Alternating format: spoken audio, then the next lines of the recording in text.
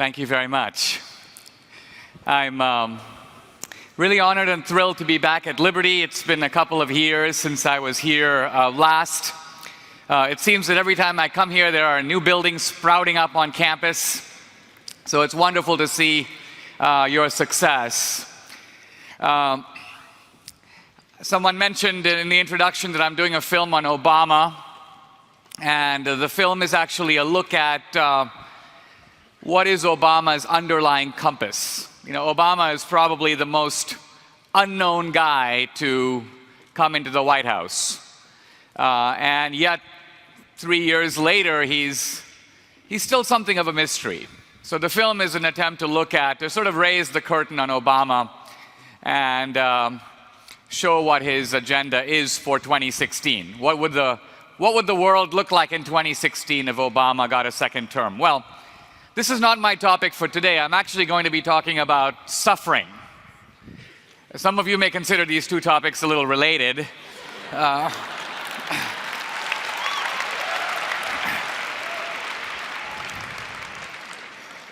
But the issue of evil and of suffering is maybe the most difficult problem faced by a believer, by a Christian. And it is actually the great weapon of the atheists.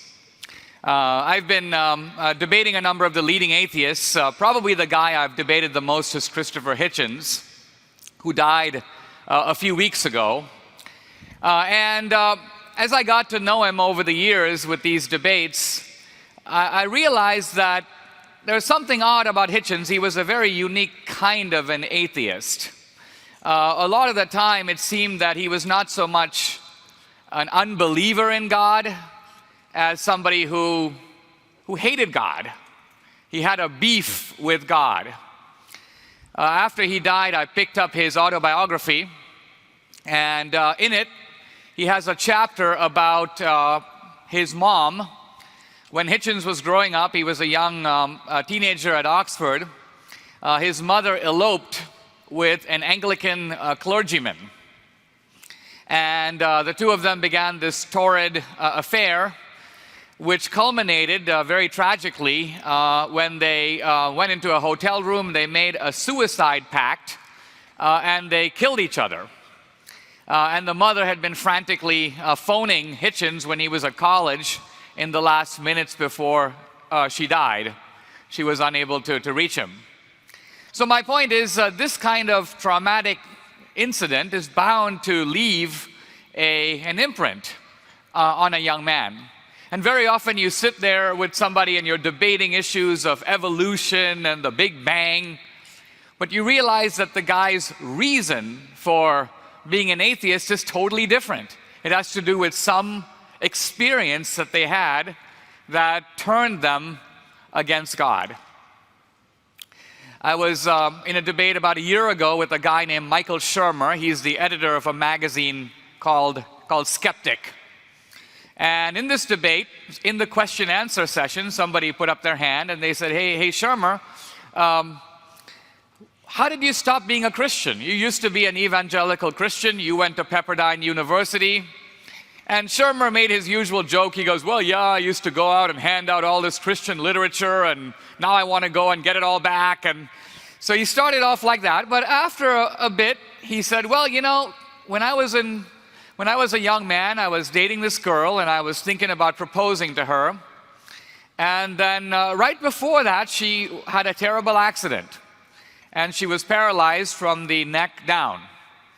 And Shermer goes, I went down on my knees and I prayed to God and I said, God, come on, help us out here. You have the power to help us out. Yeah, you're omnipotent. You obviously have the desire to help us out. You're benevolent. You're good. We're Christians. We're on your side.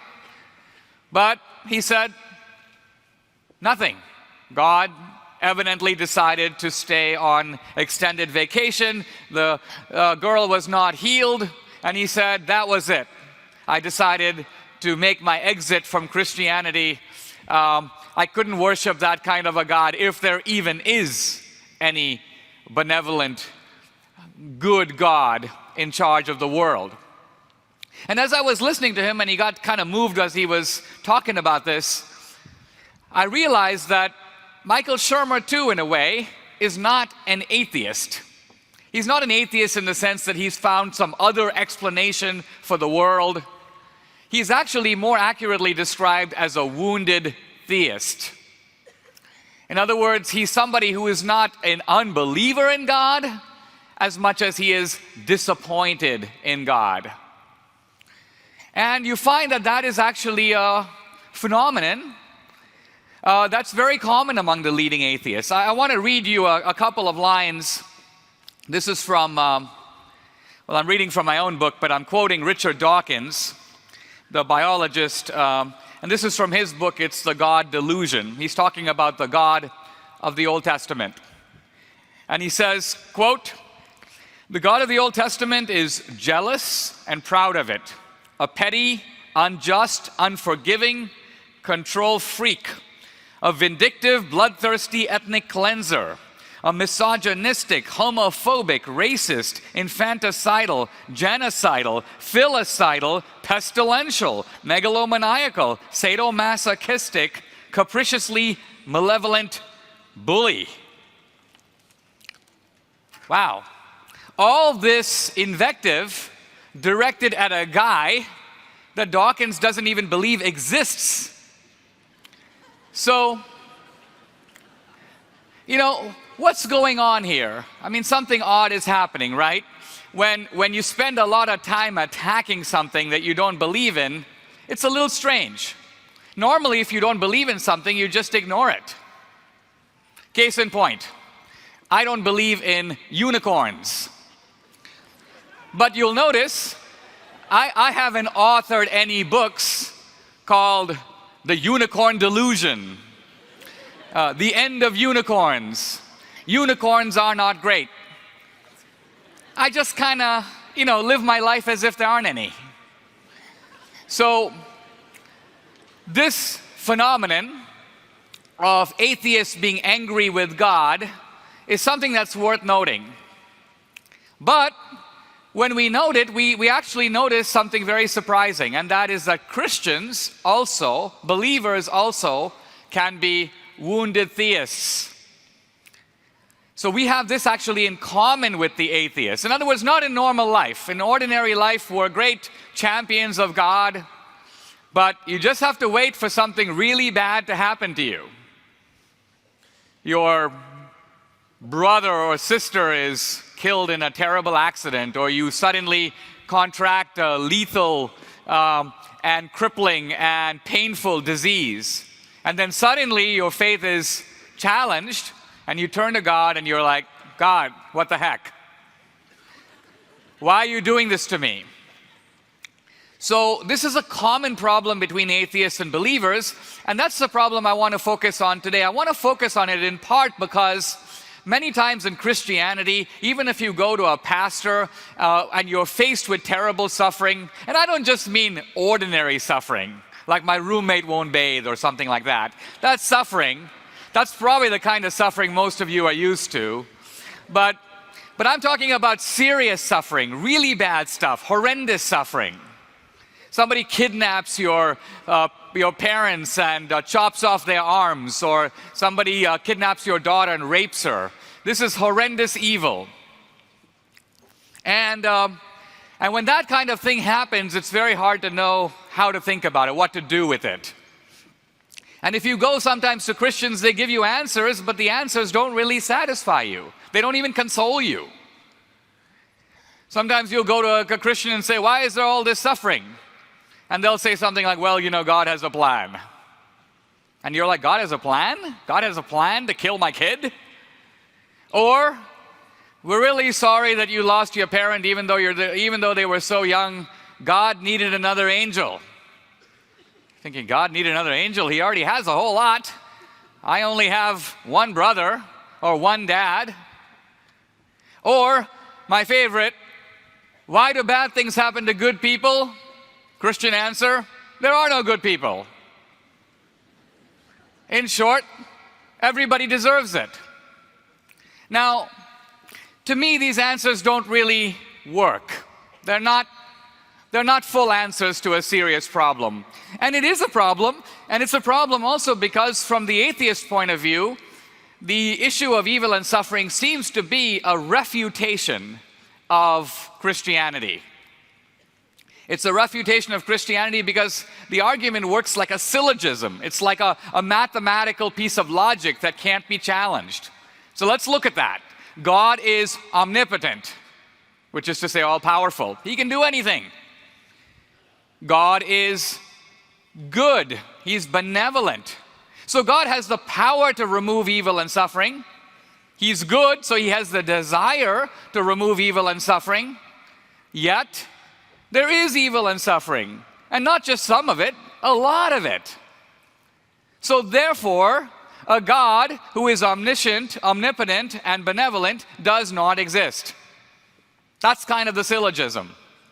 And actually, it seems like a pretty strong syllogism because if you agree with the premises, which I think as Christians we would agree with. By the way, in other religions you could dispute the premises. For example, the ancient Greeks believed that there were many gods, and they were really powerful, but they were not omnipotent. And a lot of times they did do good things, but they were not all benevolent. So there's no problem of evil, for example, in ancient Greek mythology. The answer is, well, God may want to help, but he can't. Or God's not really that good. But in Christianity and Judaism, we accept the premises. And so the conclusion seems inevitably to follow. And yet I want to suggest that there is a way to actually take this syllogism apart. There is a hidden premise in it that is needed for the syllogism to really work. And that is, God is omnipotent, God is benevolent, but there needs to be a third premise. God has no good reason to allow evil and suffering, or to allow the amount of evil and suffering that is actually in the world. Because if God had a good reason to allow it, then the logic falls apart. So that's what I want to focus on. What could be God's possible good reason to permit so much evil and suffering? Now, first of all, in considering any question like this, you have to consider the limits of human knowledge, of human reason. Because if you think about it, what are we trying to do? We're trying to think of why God might do something or not do something. We're trying to figure out why God designed the world in the way that he did. It's kind of like saying, if I were God, I would have, which is a little bit of a weird way to think about things. If I were God. It's kind of like an ant who walks into the Cathedral of Notre Dame, looks around and says, if I were the architect. But the point is, you're not the architect, you're an ant. And so if the ant says, I find this architecture very defective, it's too drafty in here, and so on, the point is that as an ant, you have the ant's eye perspective.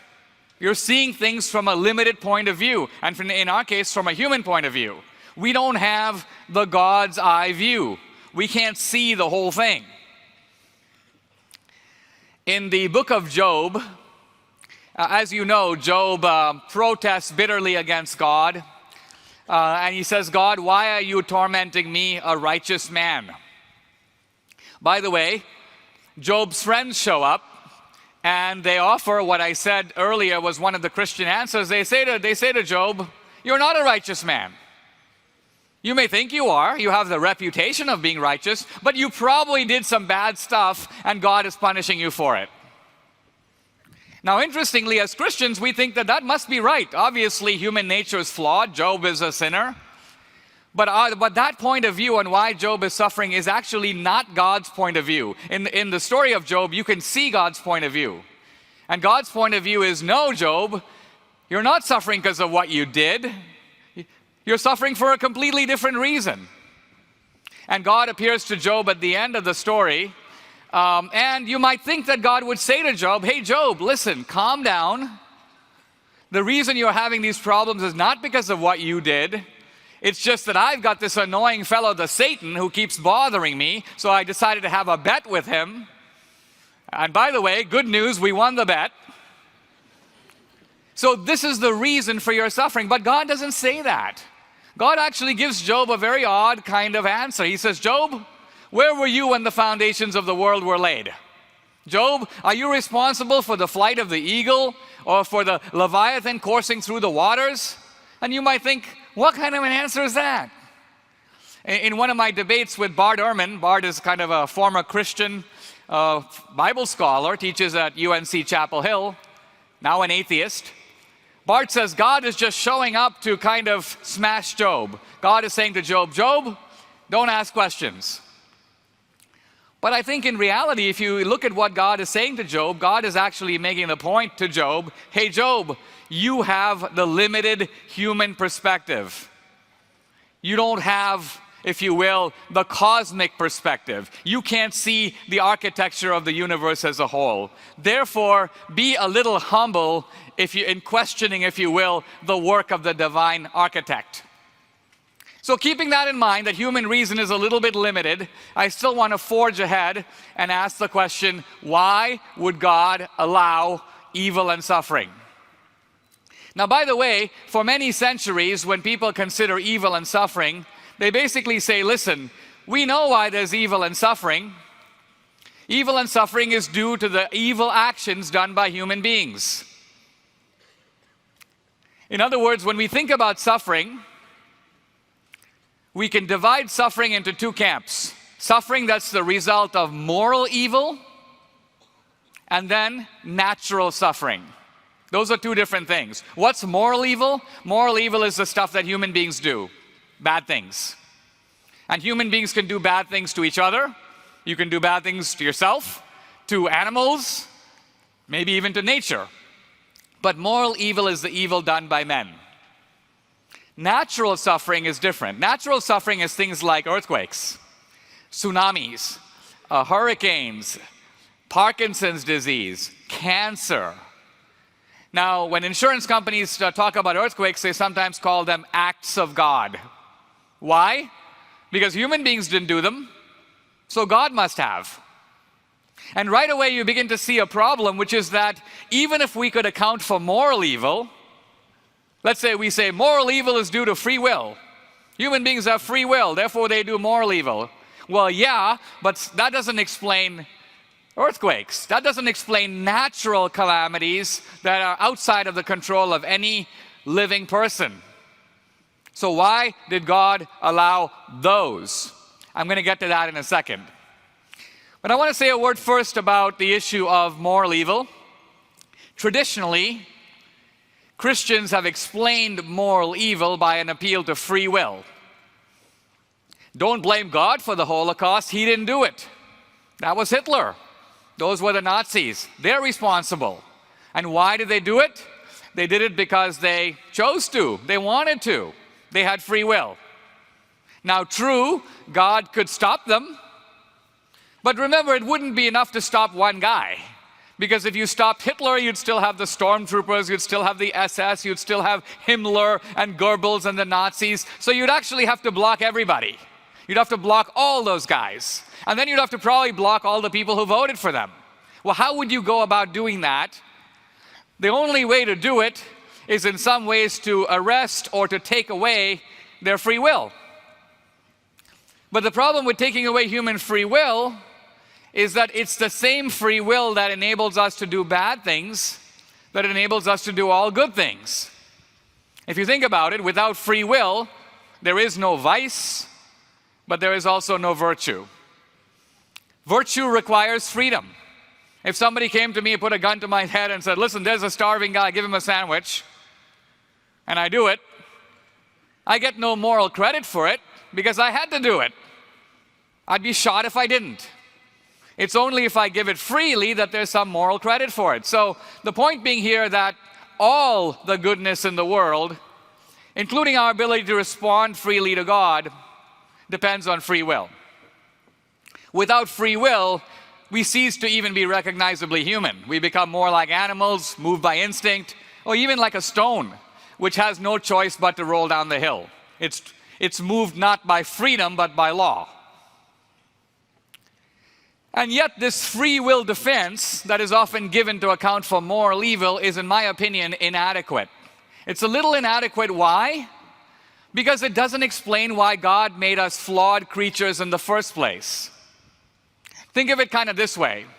If I'm an engineer and I can make a special kind of a robot, let's say a semi-human robot, and then I decide to make an alcoholic robot, a robot that really likes whiskey. And I take this robot, and then I put him into an alley that is lined on both sides of the street by bars. And the robot goes into bar number 1, has a whiskey, goes into bar number 2, has another, and bar number 3. Eventually the robot falls flat on his face in the street. And then I say, bad robot, I gave you free will, and you chose to drink alcohol. And the robot goes, yeah, but you made me with a proclivity to alcohol. In other words, when I think about sin and about temptation, I'm tempted by a lot of things, but one of the things I've been never tempted by is drugs.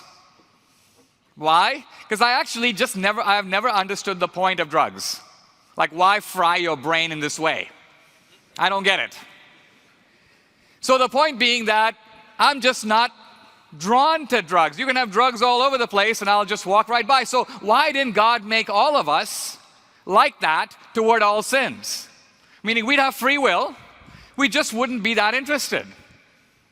Temptation wouldn't actually tempt us. I think the answer to this question actually comes out of the fall, where in the Garden of Eden, God actually gives man 2 choices. And I'm not just talking about Adam and Eve, I'm talking about all of us. And what are the 2 choices? You can either go God's way, or we can go our own way. By the way, that's the meaning of the symbolism of the fruit in the garden. God says, don't eat from this fruit. Why? No reason. God doesn't give a reason. Why? Because if he gave a reason, we would be doing it based on the reason. But what God is saying is, listen, I'm God. This is my way. Everything in Eden operates by my plan. So you have a choice of going with my plan, or you can kind of go with your own plan.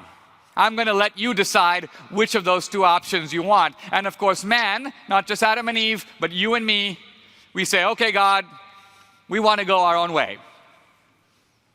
We don't just want to do evil, we want the right to choose what is evil. That's why it's the tree of the knowledge of good and evil.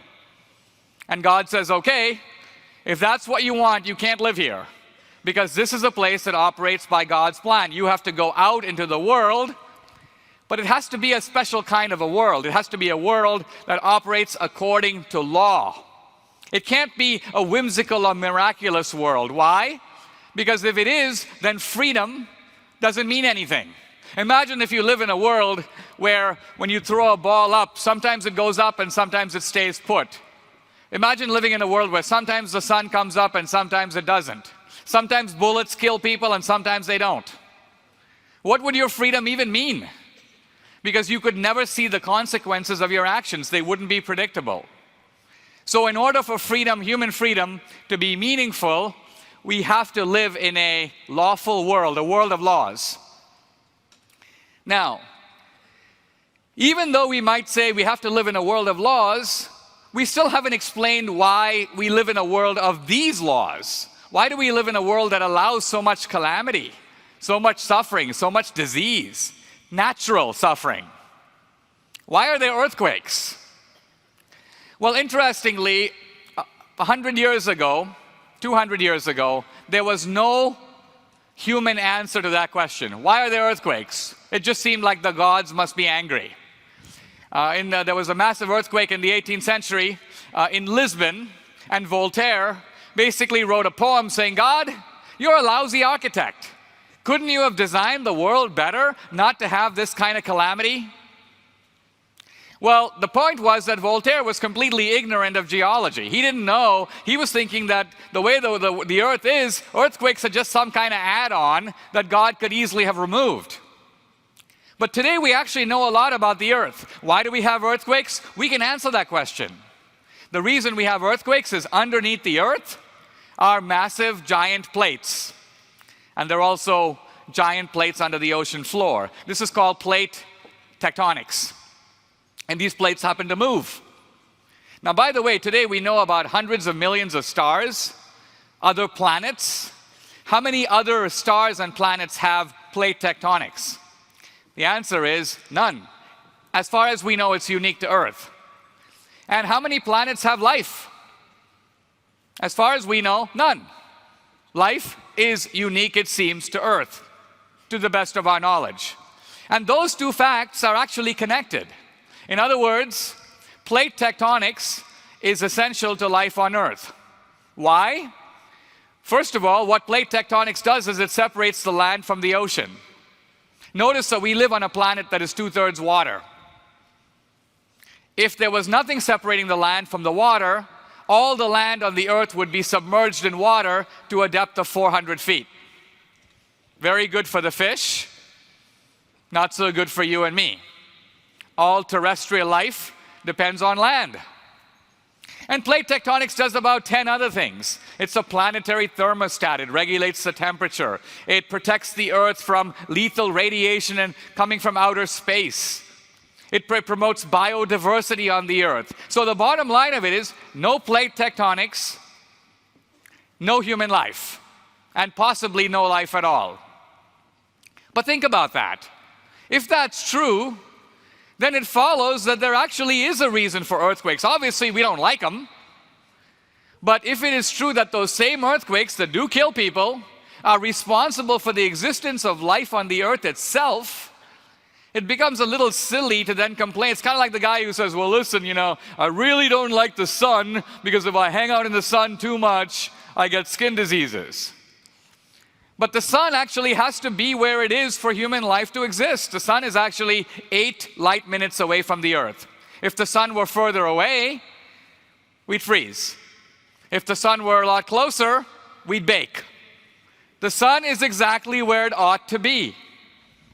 Well, people say, well, I'm really upset because there was a horrible forest fire. Well, yeah, but fire is actually essential to civilization. No fire, no civilization.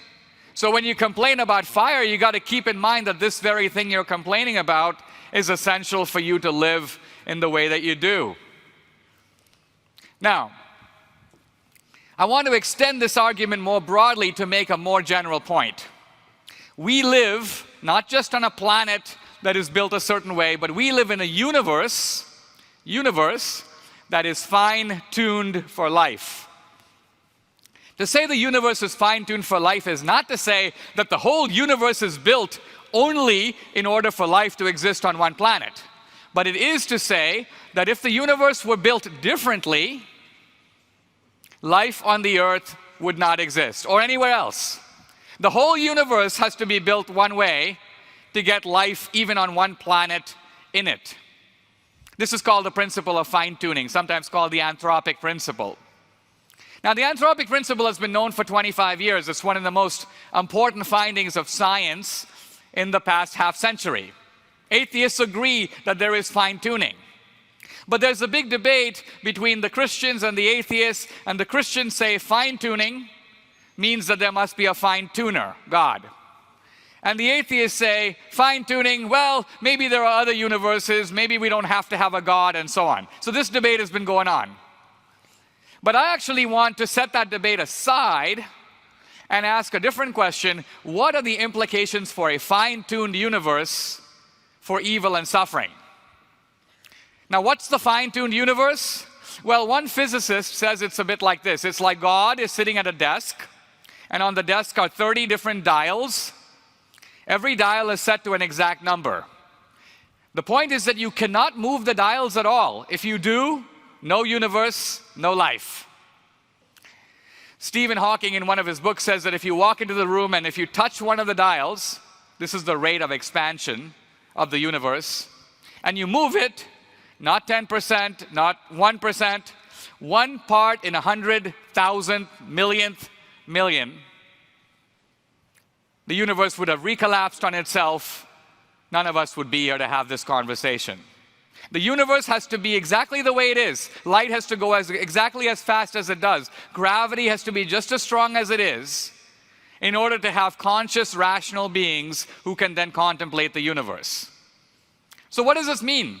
To me, what it means is that if God wanted to make human beings, He used exactly the materials and the rules and the laws of nature that were needed in order to produce us. Yeah, God could have used other materials, he could have used other laws, but then he wouldn't have gotten us. It's kind of like this. If I'm a master musician and I want to create a very unique and particular type of sound. I'm going to play Mozart, but in a very particular way. And so I build a special violin. And this violin has to be exactly 13 pounds, no more, no less. And it has to be made not just of wood, but a particular kind of wood. And it has to have so many strings, and they've got to be strung just so. No tighter, no lesser. Now, again, if I'm omnipotent, I could build a different violin. I could use other types of wood. I could make the strings looser or tighter. But if I did, I wouldn't get that resulting sound. Why? Because to get that sound, these are the requisite materials.